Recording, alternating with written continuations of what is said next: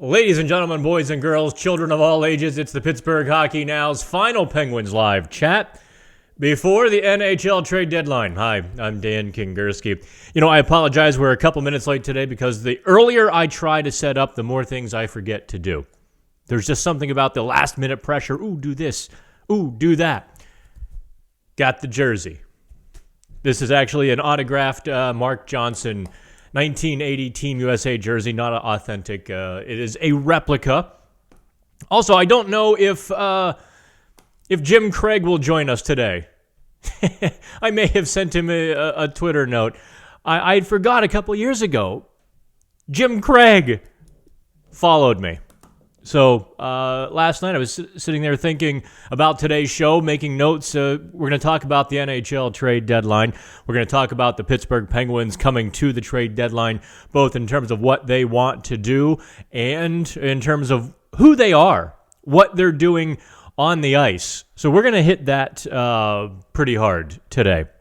And I'm not going to limit us to an hour. Try to keep me under 90 minutes, though. Let's cap it at that. So, but yeah, I realized, my God, the goaltender, the Miracle on Ice, actually looks at Twitter and says, I wonder what that guy thinks, or, oh, that guy thinks that. That just absolutely boggled and blew my mind when I thought about that last night, on what a small world we've become, or the fact that I'm not entirely anonymous, insignificant, unknown. Thank you all. Anywho, so I'm going to talk a little bit before we get to all of your questions and comments about the trade deadline, because obviously everyone wants to know about a handful of players. Oh, can the Penguins get this guy? Can the Penguins get that guy? Generally speaking, the answer to almost all of those questions is no. The Penguins are not going to spend the farm again on any of the rental players. I mean, truthfully, why would they go get J.G. Pageau out of Ottawa? Is he genuinely that much of an upgrade to give up one of your top prospects? I mean, the first-round pick is already gone. So if Philadelphia, if the Islanders, if one of these other teams wants him, they already have a mile head start on the Penguins. So a lot of those players off the table. I know you want them, the shiny new toys. I know you really do, but it's really not feasible, and generally speaking, not going to happen. Let's start with Chris Kreider here on the PHN trade deadline show here. Where is Kreider going to wind up? Now, bear in mind, and I want to give Pittsburgh Hockey Now a little bit of props. Let me come back on camera to do it. There was one outlet that told you for weeks, and every time someone asked, I told you the Minnesota Wild would end up with the Penguins' number 1 draft pick and a prospect. Right? Told you that for weeks. It was going down. Well, it did. It was actually a lot more expensive than we anticipated. That's why I think the deal got done sooner than later, and et cetera, et cetera. One of those same sources that tied us into that process and conversation also tied us into Chris Kreider as well. Kreider is still a slight odds-on favorite to stay in New York, but GM Jeff Gorton, look, it can't be crazy, right? People are throwing number 1 picks and legit prospects at the Rangers. Prospects being plural, or even NHL players prospect number 1 pick. How do you, as the New York Rangers, look at that and say, no, we're going to keep Chris Kreider 29 years old? You don't. I think Gorton is just holding out for that one, oh my God, offer on Kreider. Odds on, if he does deal Kreider, he's going to Boston. Obviously, we know Tyler Toffoli went to Vancouver. They're one member short of that 70s line up in Vancouver. Brendan Dillon on Wednesday, went to the Washington Capitals, rather. The Capitals, I thought, made a really good trade. Look, a number 2 pick for a team that's gunning for the Stanley Cup is not that big of a loss. I think there was actually 2 number 2 picks, but still, what Dylan is going to mean to fortify that Capitals defense. Make no mistake about it. The team that can shut the other team down wins in the postseason. 9 of 10 times, and you know what? I might even say 10 of 10 times. The team that can shut the other team down wins, and the Washington Capitals took a big step forward on Tuesday when they grabbed Brendan Dillon. Now, I know a lot of you are, I see it in the chat board already. Oh, Penguins may have just made a trade with Montreal. Oh, Riley Barber and Phil Verone for Blandisi and Lucchini. Yeah, that's a Wilkes-Barre trade. I'm not going to stop the show to go right on that trade. I will say this. I don't often mention my competition.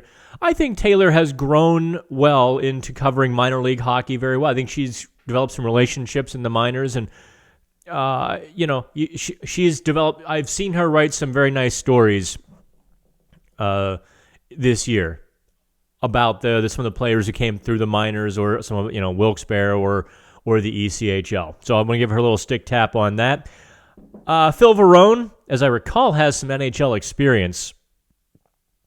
So, but let's not, I'm not going to stop the show for Wilkes-Barre's Scranton trade. It does prove that Montreal and the Penguins are talking. I'm surprised they give, Lucchini had a pretty good training camp. Like, he opened my eyes a little bit, to the point where I actually had to say, oh, this kid may have a chance down the road to be a depth defenseman, a 7th, 8th kind of guy. So let me hit the chat board here, because now that we've dispensed the JG Pajot, look, Pajot's not coming to the Penguins unless a third team gets involved and doesn't want to see Pajot go to somewhere another team. I just cannot see the Penguins mortgaging the farm again on a third line center. Did they not learn their lesson on that one the last time? And B, other teams are going to want him a little more than the Penguins. Okay, do the Penguins have enough toughness for a playoff matchup against the Capitals? JV asks. I don't know. I genuinely don't know. The Capitals really took it to the Penguins in that third period a couple of weeks, 2.5 weeks ago, that 4-3 Penguins win. The Capitals, when they dialed it up, the Penguins had no answer whatsoever. I need to see the Penguins in a couple more high-pressure situations. I'm just going to leave it at that. I know Penguins fans love to disagree, but they won the Stanley Cup without fighting. Right, you don't have to fight to win the Stanley Cup, but you darn sure better have some broad shoulders and the ability to skate through it. When the physicality can slow you down, physicality wins. The Penguins in 2016 especially had such a tremendous advantage that the physicality couldn't slow them down enough for the other teams to catch up.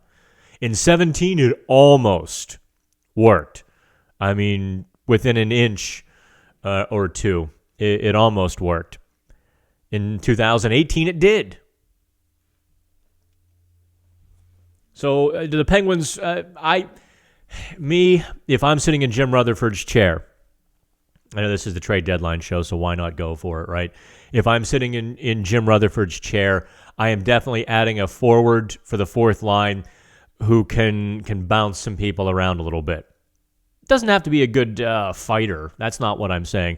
I'm saying a guy who can get in and tenderize the opponent's defense. I'm saying a guy who can handle himself in the corners, on the walls, and be tough and be physical. I certainly wouldn't say no to a defenseman who could do that. and play regular time. I'm a little bit unconvinced that both Marino and Dumoulin will be 100% ready to go for the playoffs. I'm very unconvinced that Ruedel-Ricola would be a pairing that would be a winner for the Penguins.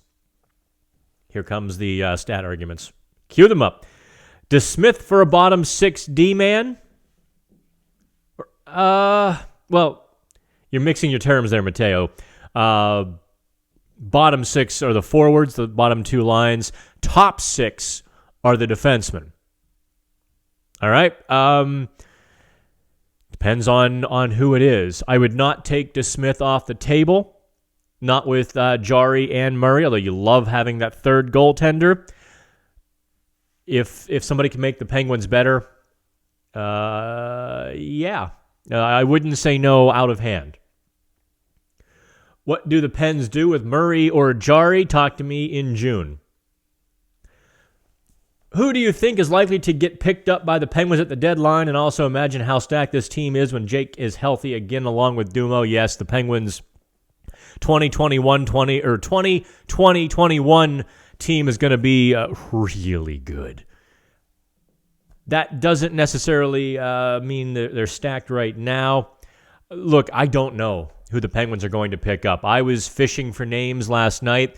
I went through David Backes and Jeff Carter and told those were no-fly zones. Jeff Carter surprised me a little bit. I thought the Penguins might kick his tires, but I was told by our source who is familiar with the LA Kings, very familiar with what the Kings are doing, that the Kings have not taken a serious phone call on Jeff Carter. So you take him off the table, too. I've been fishing around, and I genuinely don't know yet who the Penguins will be going after. I wish I did. Boy, I'd be a rich guy, wouldn't it? Okay, what's up, Dan? Hey, Nick. How are you, man? I don't know. Do the Pens target Pajot? Nope. Okay, there's the Montreal trade. No, it's not going to be Domi or Petrie. Petrie is off the table along with Tatar. Any of those two being dealt will happen this summer in a hockey trade, which benefits Montreal, not a deadline dump that benefits Montreal in 3 or 4 years, maybe. Logan says, I have heard the Penguins might be targeting Connor Sherry for depth. What do you think the asking price would be on a player like Sherry? Let me dispel that right now, because I did ask one of our sources about Connor Sherry. There are several giant red flags to this. And this is one of those times when the internet runs away with itself without stopping to think. I might eat my words if I actually do it, but the likelihood is infinitesimal. One, can you see Connor Sherry in a bottom six forward role? No, he's not going to be a guy who saddles up to Nick Bjugstad and Patrick Hornquist and makes that line better. That's just not his skill set. He certainly wouldn't play on the fourth line. There are also some questions if Sherry was a Mike Sullivan kind of guy. I don't know that Sullivan would choose him, of all players, to come back. Not that there's anything wrong. It's just that, look, Sherry's a small scat forward who was knocked off the puck a little too easily, who just got mired in his own head for nearly an entire season. And I don't know that things are much better now. Look, Buffalo wanted Sherry to be on the top line with Eichel. It just so I would put the Connor Sherry stuff just I would put that to rest. Okay, do I think when Jake comes back, Zucker rather? I've been saying Zucker for so long, it's Zucker. Zucker comes back, he'll go with Malkin. I think the Penguins can't lose in that decision. I think if they go cold, they'll switch it, and they go cold again, they'll switch it back. I really liked Gensel, Malkin, and Rust. My God, what a line that was. I mean, think back to that line and how good it was November and December. And think of how good, in fact, you know what? PHN Plus. Sidney Crosby broke down his line mates for us a couple days ago. So let me take a look here. I'm going to tweet you the link to subscribe. Get your discount here on the live chat. I'm going to tweet the link so that you can get a discount while you watch the chat. Read that story today on Sidney Crosby talking about what it's like to play with Dominic Simone, Patrick Hornquist, and then I got him to break down Jason Zucker. And this all happened on Monday. We just published it this morning. But it's one of those pieces, it's not going to set the world on fire.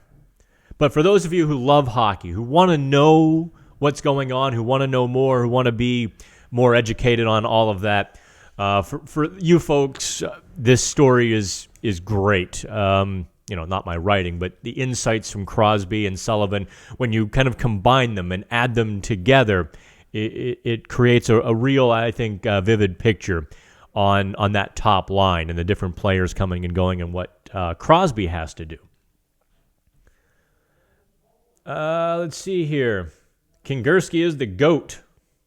All right, I'll take that. Does that mean I'm like the GOAT because we lost something, or the greatest of all time?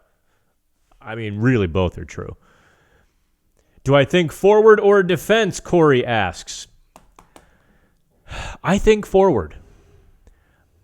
I would prioritize defense, but I think forward. I think the Penguins' priority lies with forward, and if defenseman falls into their lap, In fact, let me text Shelly here real quick. See if she can pop a story up.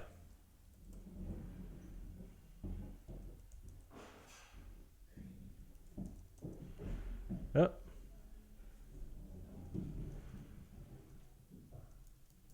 I'm texting Shelly. Bear with me. As apparently outside of the offices here, there must be, I don't know, assembling a marching band. Can you hear that? I have no idea what they're doing out there.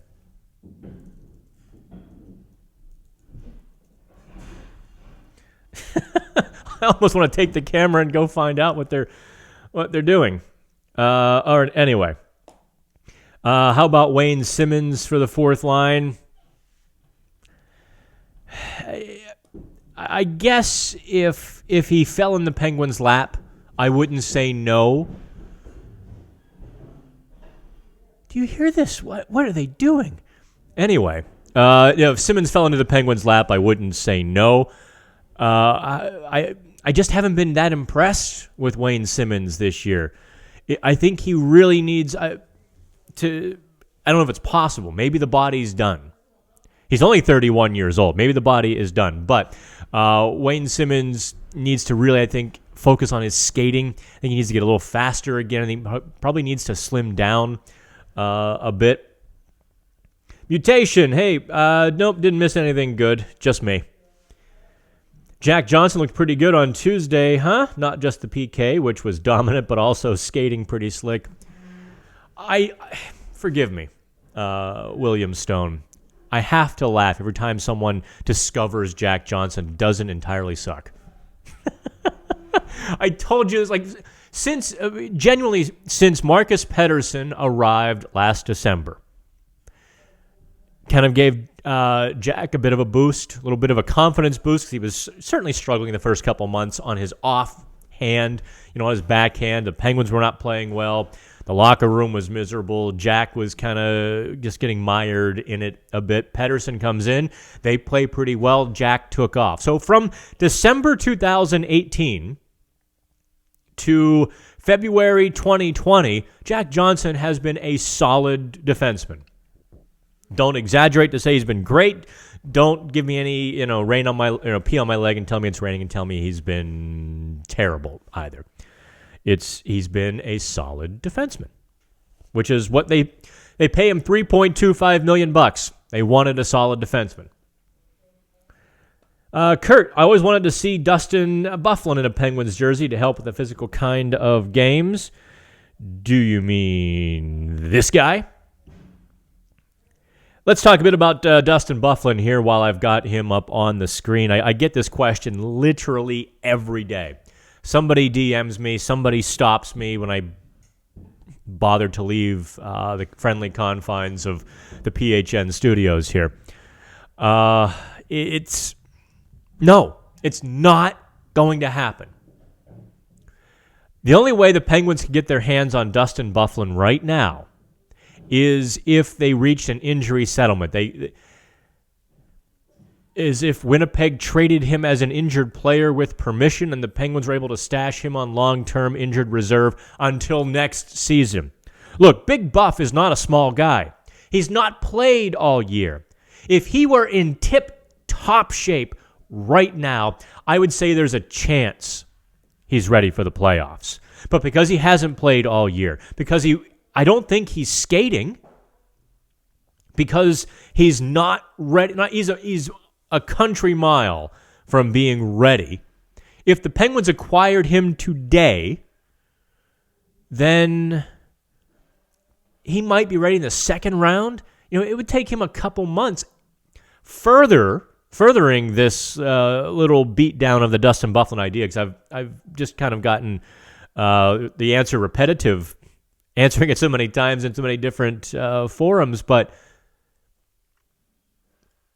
he hasn't tested his ankle, his surgically repaired ankle, against the rigors of competition and the NHL and all of that to even know what you're getting. Now put the candles on top of the icing of that cake. Dustin Byfuglien didn't report to the Winnipeg Jets because his heart really wasn't in it. So you put all of that. You put all of that into into the cake pan, and it's just no. The Penguins don't need that. If I were a team like, say, the New York Rangers, who's playing for next year, where you're going to be pretty good pretty soon, or the LA Kings are going to be pretty good pretty soon with all of their prospects that they've got coming along, I probably would consider it, but not the Penguins. Oh, I lost a lot of your chats here. Let me.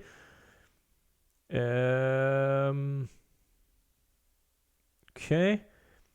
Any news on Namestnikov, Borowiecki, or Ron Hainsey? The Penguins have been taking a look at Ottawa. There's been Penguins scouts at the last few Ottawa Senators games. However, Borowiecki is an Ottawa guy. He grew up in Ottawa, a Senators fan. Every word I've heard is he's going to stay in Ottawa, give them a hometown discount. He doesn't want to leave, and they're not going to, they're not going to get enough in return that would offset upsetting him. And also, make no mistake, Ottawa is struggling to make their fan base happy. You Pittsburgh Pirates fans can appreciate. Ottawa is to the NHL's, is to Canada what the Pirates are to Pittsburgh. Everyone kind of looks down on Ottawa's ownership, and they don't do enough. They don't do things right. They really bag on them.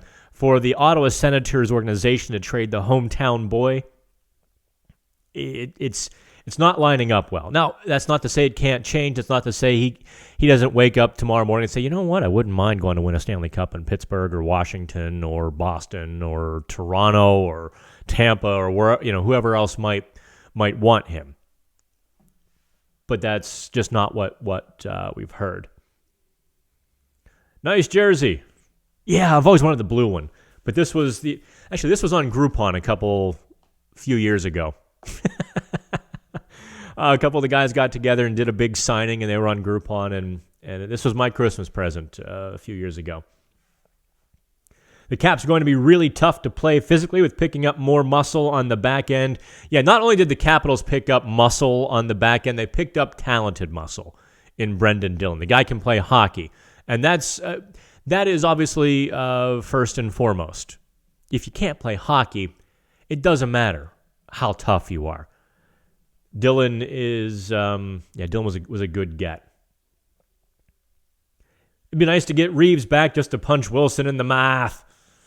I know it's not going to happen. No. I wondered, because I know what a relationship that Jim Rutherford and Bob Murray in Anaheim have. In my little world, I would have made that phone call. I would have made that phone call about Eric and Branson. That's just me. I have no knowledge that that's happened. I've not even heard a whisper. Ivan, what's up? Okay, Riley Barber from Washington, PA is Penguin. Yeah, he'll be in Wilkes-Barre. We're going to get a story up on that pretty quickly. I think Shelley might be swimming. It's a minor deal. I'm missing clicks and I'm getting verklempt. But what are you going to do? Okay, so John, while some people are worried about Washington's toughness, what do the Penguins do to defend Tampa's speed and talent? Do the Penguins need an enforcer to go up against Tom Wilson? Yeah, you know what? I worry less about Tampa Bay's speed than their depth. My gosh, they're good. I mean, Tampa Bay is just really, really good when they're fully healthy. When Stammer and Kucherov and who else was out of the lineup? They've got a great top defenseman in Victor Hedman. Vasilevsky is a legit goalie. They're going to be a really tough out. The saving grace for the Penguins is I don't think they're going to see Tampa Bay. The unfortunate part of that sentence is they're going to see Boston instead. And just after, if the Penguins were to escape the New York Islanders, if they were to escape the Washington Capitals, who are going to beat them within an inch of their life, they're going to hobble and roll into Boston. And Boston is the best team in the NHL. And Boston is mean and angry and big and tough and deep and talented and well-coached and angry because they lost the Stanley Cup final last year. The Penguins' best chance in that series might just be if Boston runs out of gas. If Tampa Bay pushes them to the limit and wears the wheels off a little bit, I don't know how the Penguins would compete with Boston in a 7-game series. That's the team that's going to win the East. Now, if Tampa Bay comes out of the Atlantic Division, I think the Penguins can skate with them. I think a goaltender can steal a game or two. I think a bounce can go the Penguins' way. I think the Penguins have enough top-end talent to get past Tampa Bay by a hair. Let's see here. MMG. I like Daly or another retread Hainsey. Yeah, I've been on that train for a while. The fact that it hasn't happened yet leads me to believe it's not going to happen. Ivan, 1, do we trade Schultz? No, not right now. 2, Zucker versus Blake Coleman. Who is the better player? Who has the higher upside? Always loved Coleman. I do too, but Zucker is more talented. He's faster. Coleman, when he gets his nose over the puck, is just a bull. But all things considered, the Penguins got the better of that. You can't get back a player you traded, TBA. You cannot reacquire a player whose salary you're picking up part of. I don't believe the Penguins picked up any of Eric Goodbranson's salary. If they did, and I'm wrong, my apologies. I think that was a clean and clear trade. So the Penguins, in theory, could. Ellen just popping on briefly before heading out with her mother-in-law. My condolences. Okay, so let's dive back into the NHL. Actually, you know what? Let's do this. Let's talk a little bit about the Pittsburgh Penguins, shall we? Because here's the line combos. Zucker, Crosby, and Simone. You know, that line's playing pretty well, are they not? Zucker has 3 goals in his last 3 games, 4 points in his last 3 games. Crosby is on fire. McCann is kind of one of the guys who I think the Penguins could ask a little more of. He just hasn't been as productive as I think he can be, as they'd like him to be. Still, that second line, Malkin and Rust, that's just so good. With Bluger and Hornquist and Tanev, now that Aston Reese is out. I'll give you a little bit of a little inside dirt. Aston Reese was crushed when he was out for, he found out he's going to be out for weeks. Absolutely just crushed. Every time that poor kid kind of gets on a roll or thinks he's starting to roll offensively, make no mistake, he doesn't yet know what kind of player he is. Being on the third line or fourth line with Bluger and Tanev, he filled a role as best that he thought he should fill it. He knows he can be a scorer in the NHL. He doesn't know if he should try. Like Aston, I enjoy talking to Aston Reese because he's very contemplative and sometimes introspective and interesting. I think if he got another top 6 chance and the Penguins said, all right, a little less defense, a little more offense, kid, I think he would chase that with the same vigor that he's chased that defensive role on the third line. And someday, both halves of Aston Reese are going to meet and form this ridiculously good player. I think he's got it.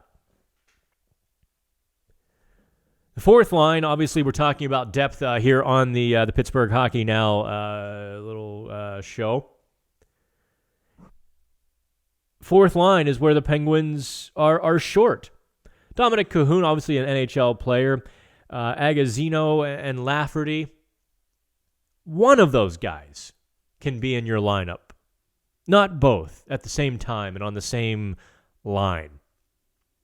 Yes, they punished Detroit. I mean, that was Detroit.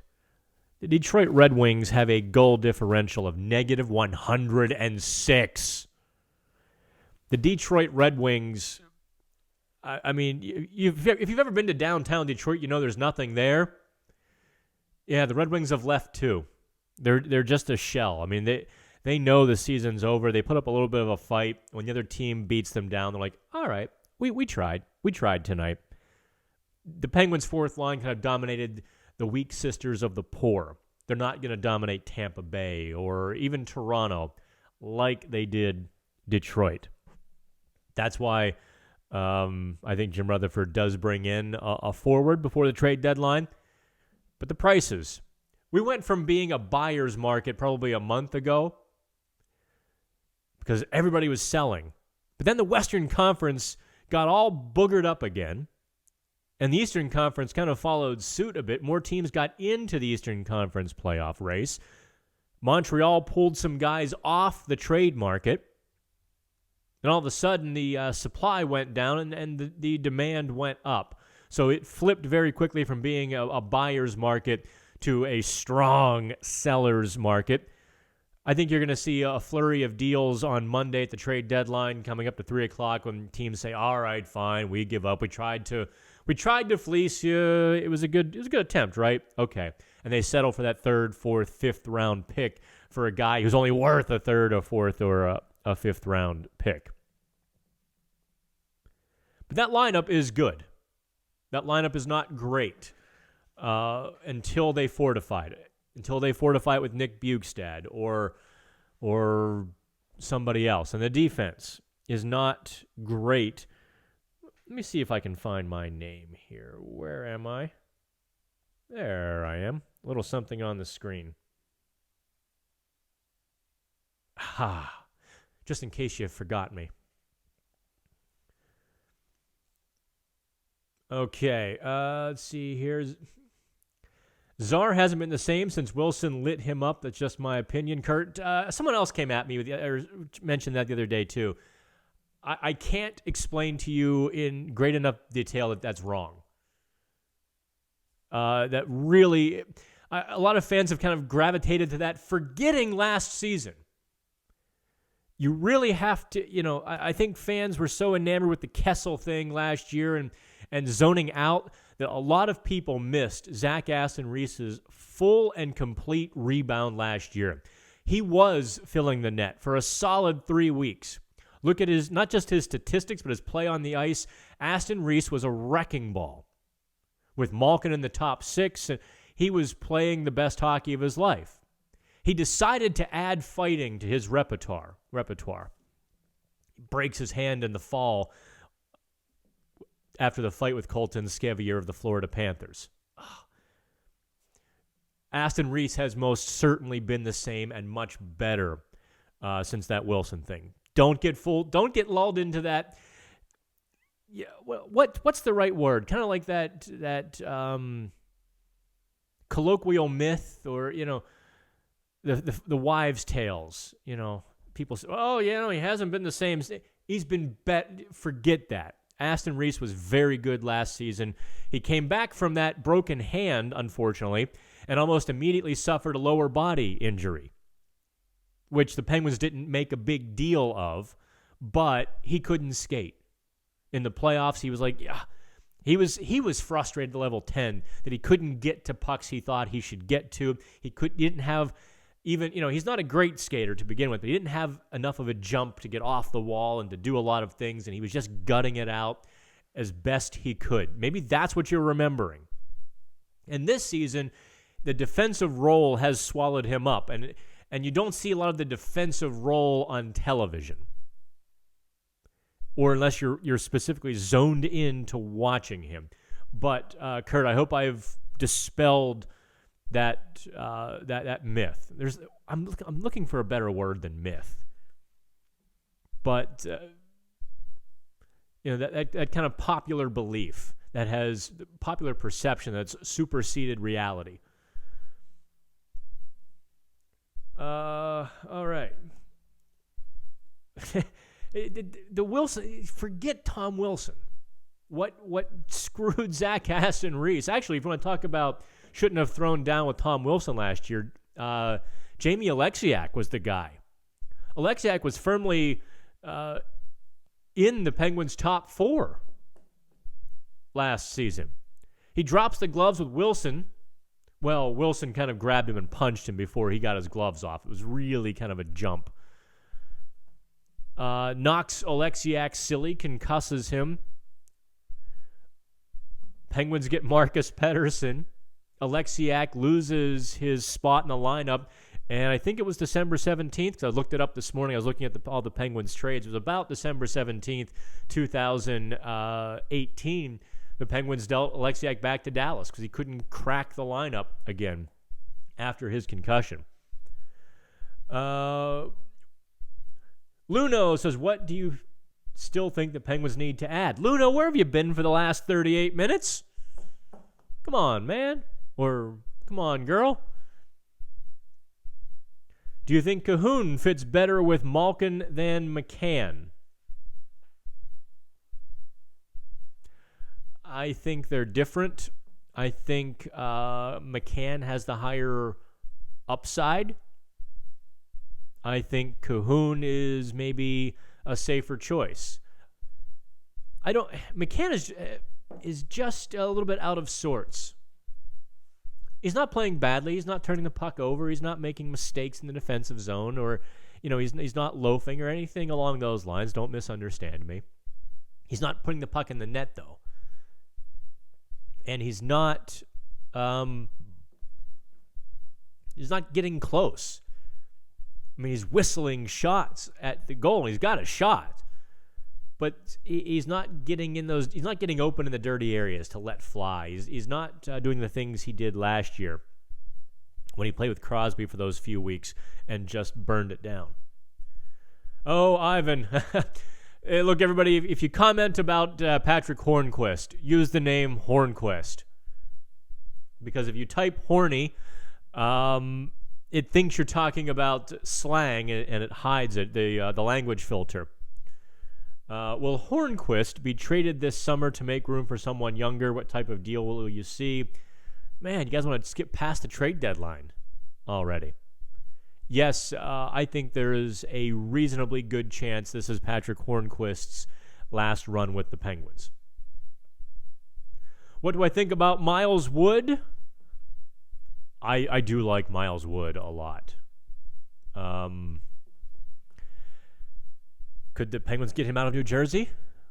If they could, that would be a guy you might pay a little extra for because he's good. But there again, New Jersey isn't going to just give it. New Jersey isn't doing a fire sale. They were doing a controlled burn because they want players around for Jack Hughes and Nico Hischier and some of the other. Who else is in that young core that they mentioned that is just untouchable? But so it's a controlled burn in New Jersey. They're not going to just go hog wild. There's another guy. I think the Penguins. I don't know if he could really handle a bottom six role. Nemesnikov in Ottawa. I don't know. I think he could handle third line wing, that's for sure. All right. Keep those questions coming here because the camera angle was wrong. I spent a minute putting up the lights. Can you see? Those are my notes for the show. It's blank.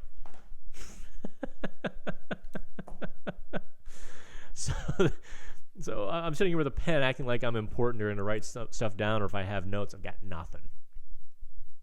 That is actually the one impressive thing about Chief Justice John Roberts. I don't know if any of you remember or are deep into politics. When he gave arguments in front of the Supreme Court, and he did that quite a bit before he was tabbed to be one of the justices, no notes. He would stand up there and give his argument in depth and take the questions sans any notes. What about a guy like Clifford? And if the Ducks would retain 50% of Goodbranson contracts, the Penguins would bring him back. The Penguins actually have more cap space than Goodbranson makes, so that wouldn't be a thing. Trade a fourth for Alexiak? Only to Dallas. Only the Dallas pick. You have to find a way to get the Dallas fourth round pick and trade it back to them for Alexiak. Look, Dallas might win the division. Dallas, I think, as of last night, I think they won. Alexiak had the game-winning goal, I believe. They're 1 point behind Calgary. Dallas is looking to add. They're not going to be dealing a guy like Alexiak.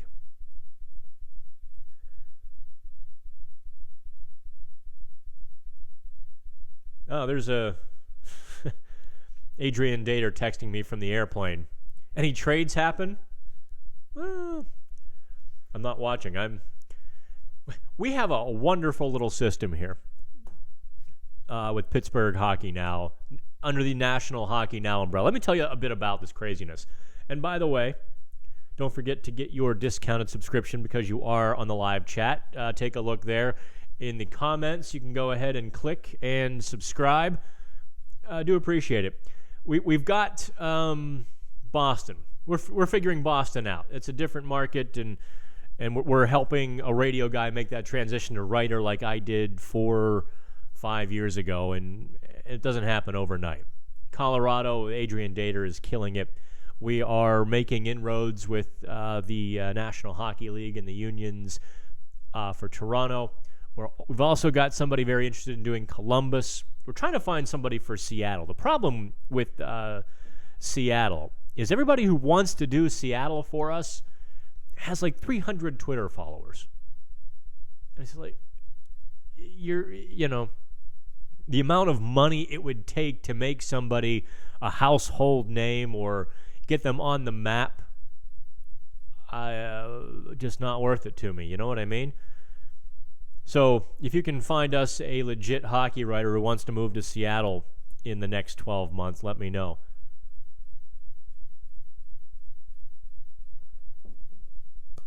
Oh, yeah. Talking about Miles Wood. There's no downside to Miles Wood. Oh, I did bring up Ricola. And let me go back to that. because that was something I wanted to hit on a little bit today. There's a couple stories that I've noticed resistance to acceptance. We've been able to report a couple times through pretty cool sources we've developed the last couple years. Decisions and conversations the Penguins coaches have made. And to my knowledge, we're the only ones who's been able to report as much about the goalie situation. I'll tell you a bit about that in a few minutes. We have some confirmation dirt, not new dirt, but it's a bit more about who's going to start when, and we've been told some of that. Juuso Riikola is talented, physical tools, fast, vision, can really do it all. Is there an echo? I see like the microphone is picking something up.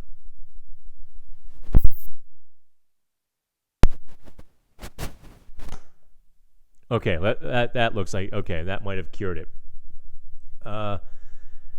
Riikola has the physical tools, and the Penguins very much want Juuso Riikola to be that guy. They want him to claim a spot.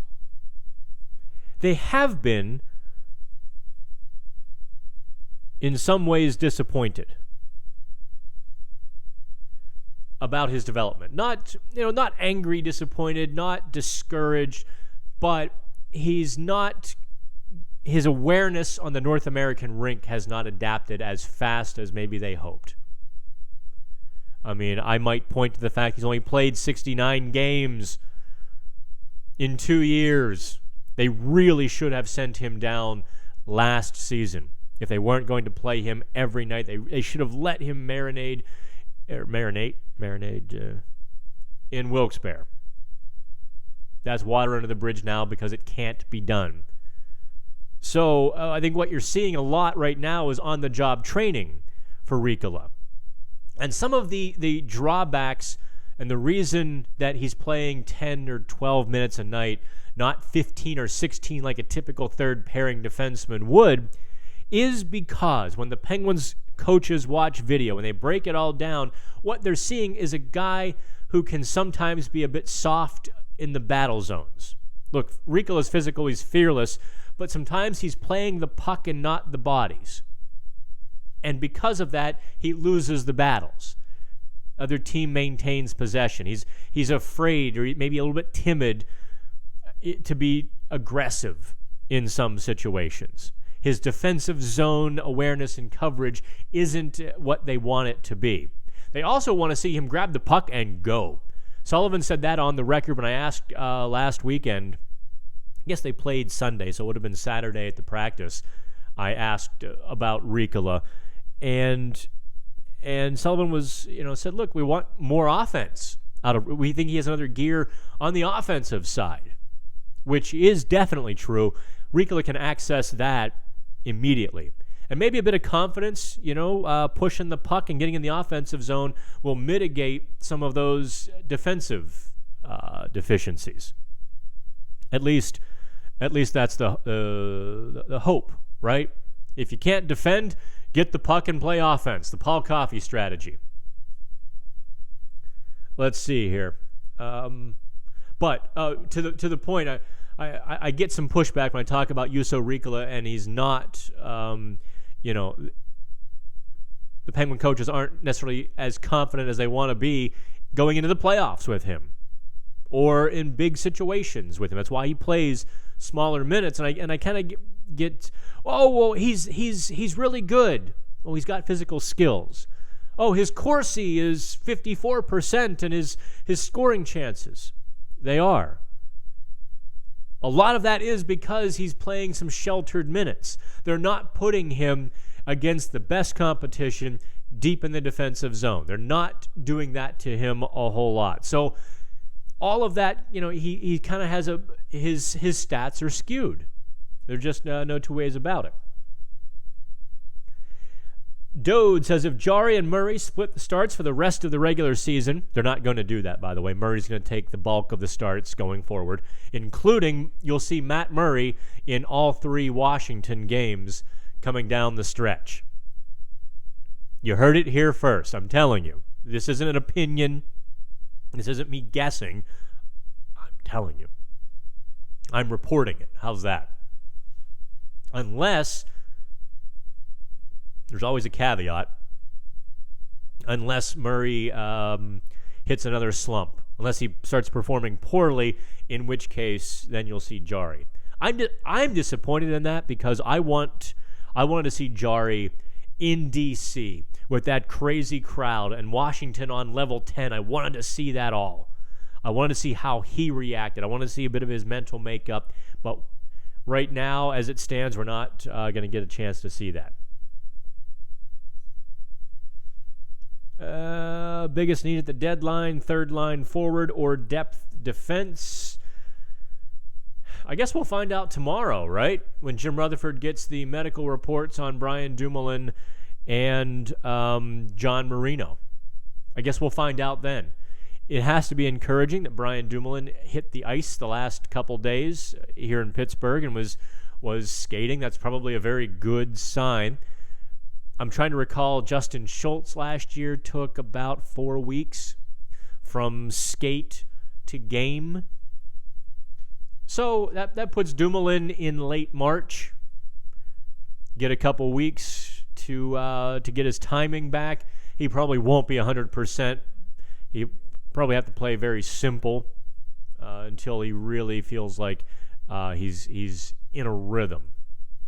John Marino, I don't know how bones heal, so you will know as much as I do.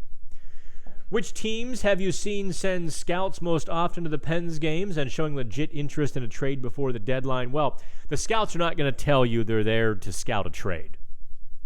Let's just be clear on that, right? Lately, New Jersey has poked its head in. I do publish this, by the way, Sean. I publish this before every game, Sean. I publish all the scouts. Read the pregame. So I don't have to remember all this stuff just to deliver it to you in a convenient, tidy little package. You know, people ask me why I've got tequila on my desk. And I say, Sean, that's why. No, I'm kidding. Okay, so that is all the questions I see. I'm going to give a last call here. We've gone over 52 minutes here on the live PHN chat. I think those are all of the pictures that I'm going to show. There's a live look at Jim Rutherford staring back at us.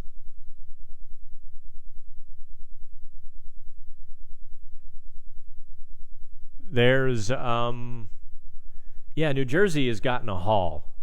New Jersey has done pretty well at the trade deadline. Tom Fitzgerald is an NHL general manager. He's been ready for a solid 5 years. If you think back to when the Penguins grabbed the college players, they grabbed the college free agents, that was Tom Fitzgerald. And there's a reason why Will Butcher went to New Jersey and Jimmy Vesey was strongly considering New Jersey. Tom Fitzgerald. All right. Who else do you want to talk about? We can always talk about these two guys. I stumped Mike Sullivan a bit on Sunday.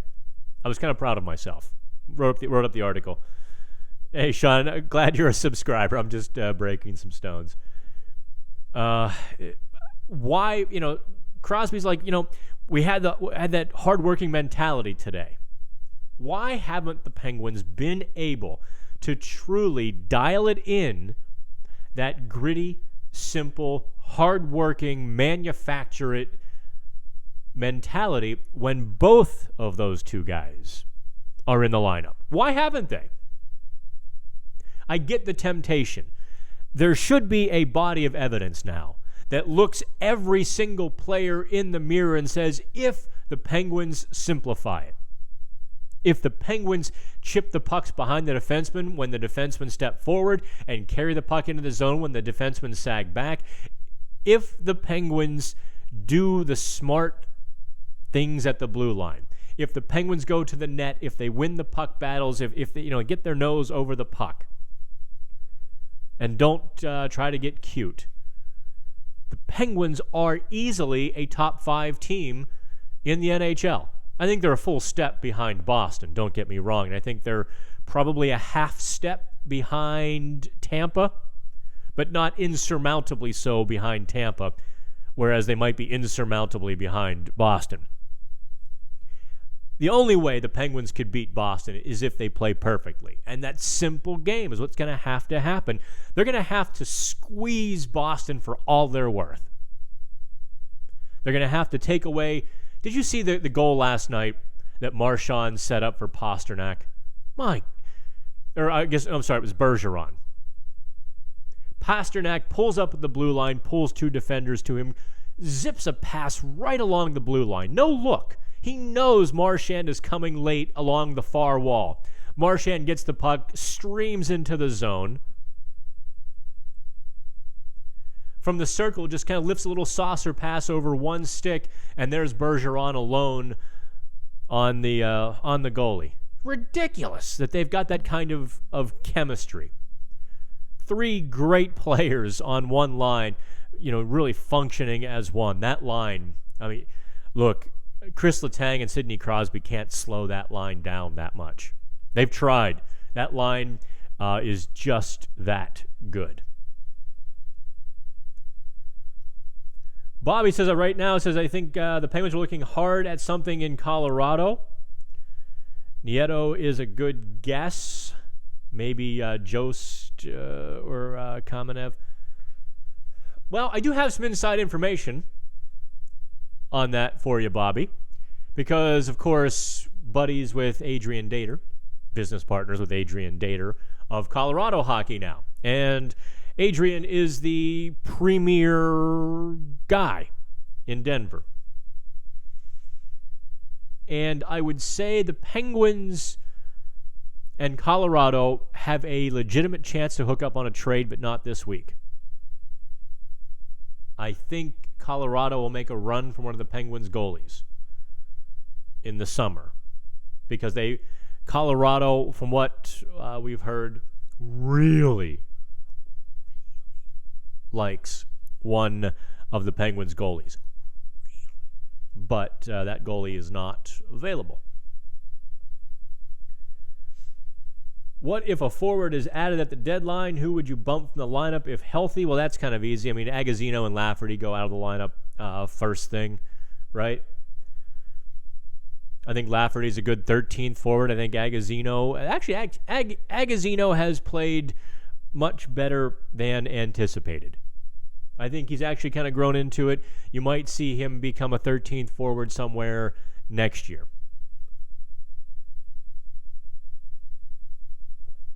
Interesting philosophical question Chris poses to us.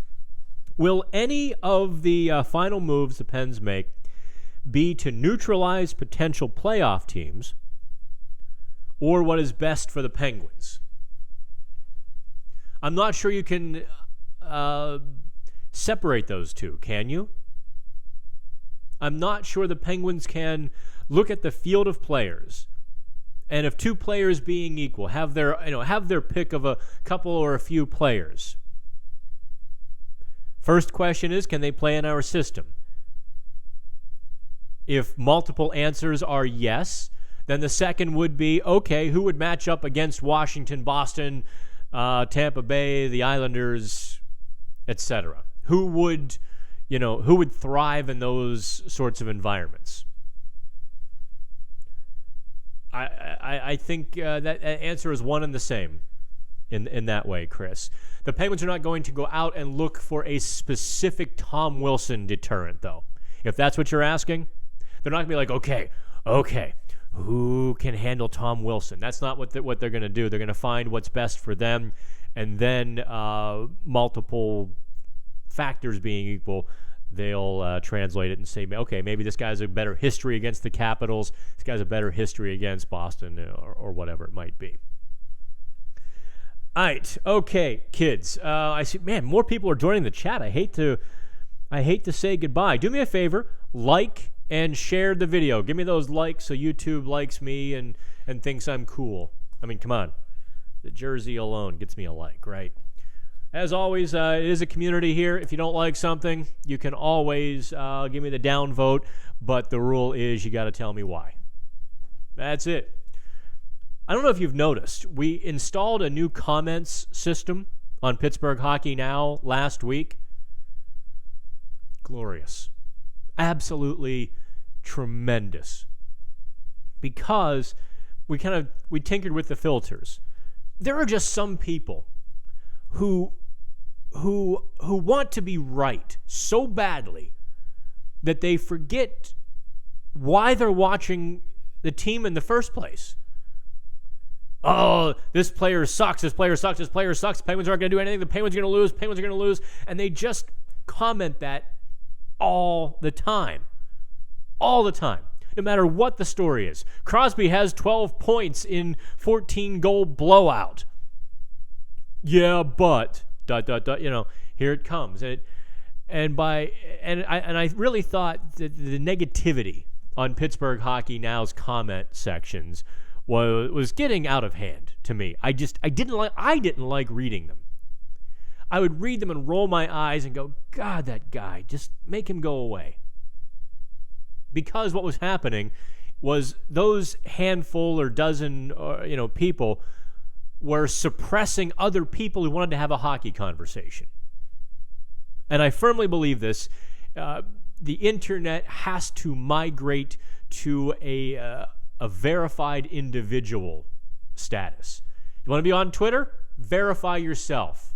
Driver's license, ID. If you want to say some crap, you got to be you. You got to stand there and take it when them people tell you you're an idiot.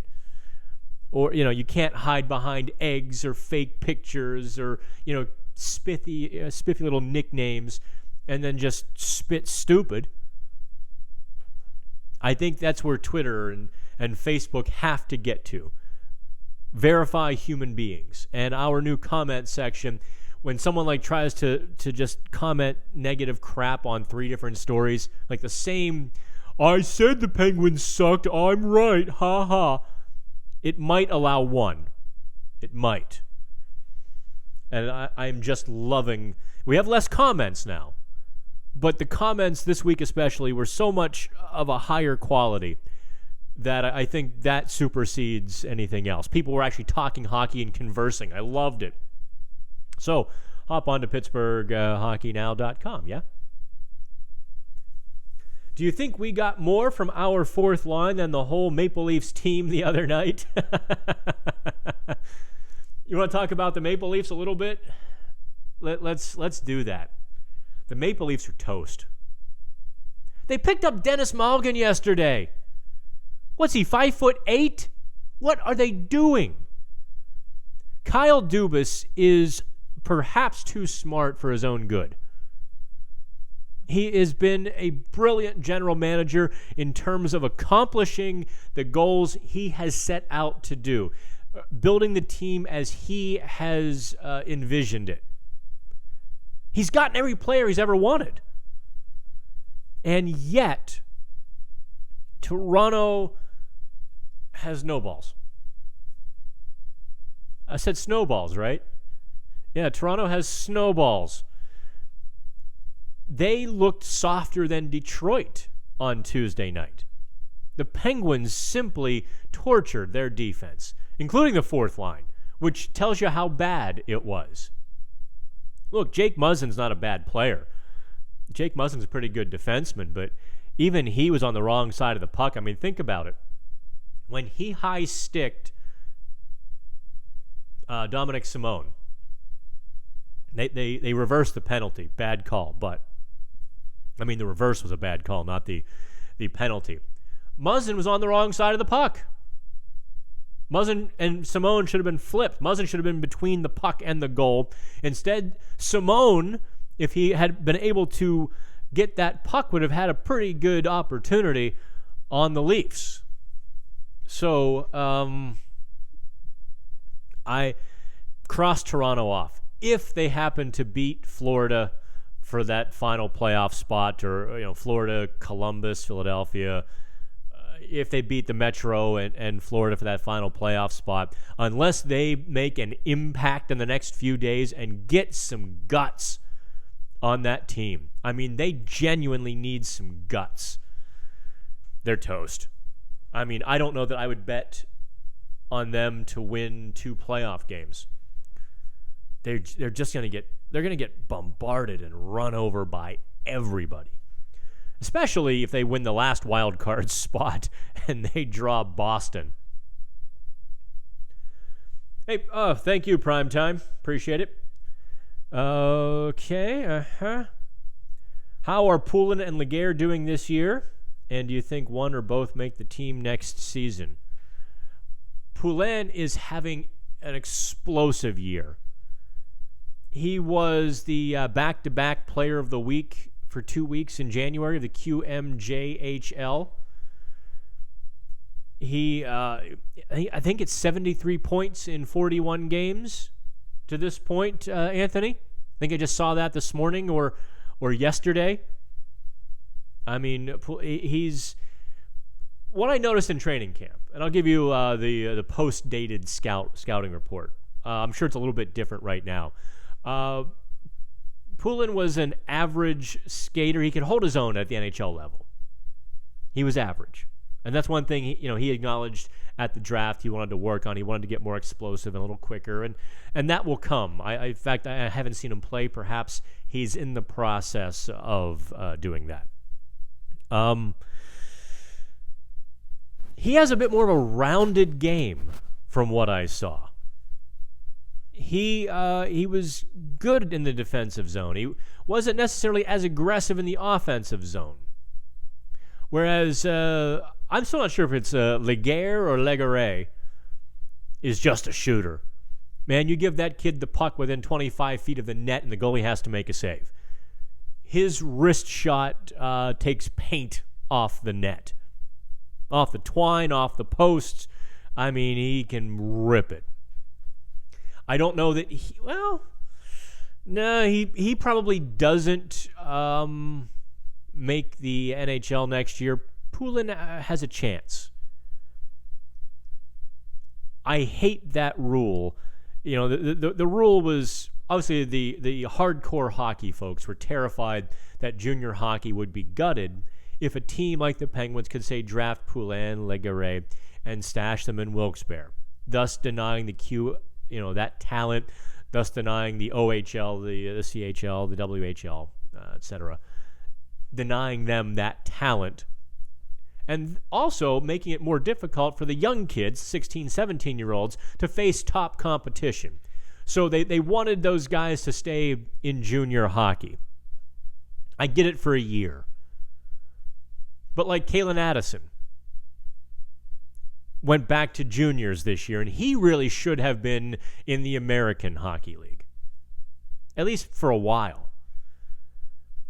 Next year, the Penguins prospects probably should be in professional hockey, but unless they make the NHL team, they won't be. Yeah, Poulin wasn't as aggressive. I don't think he was as confident on the ice in training camp and preseason with the Penguins for obvious reasons, right? Whereas Laguerre was kind of a, sure, let's go for it. So from that standpoint, Laguerre stood out a little bit more than Poulin.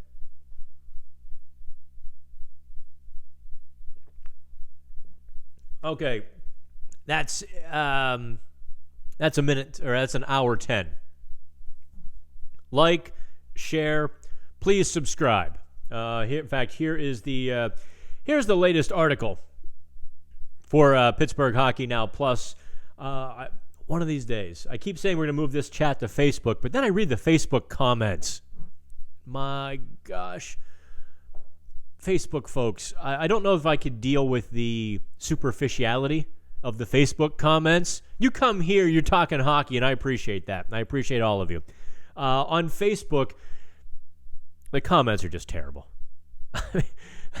People comment without reading the story. They're not paying attention. Or you get like the grandmas who comment, "Let's go Pens!" How is that a comment? And it's nothing to do with the story or anything. Or I love the ones that are like, "We love you, insert player, get well soon." Why are they putting that on my Facebook wall? I have not figured that out. Like, do they think I'm the Penguins? Do they think the players read my stuff on Facebook and go, "Look, Marge said get well soon. Good for Marge. She's over in section 135, isn't she? I bet that's her with the air horn. Boy, isn't she nice." All right, kids.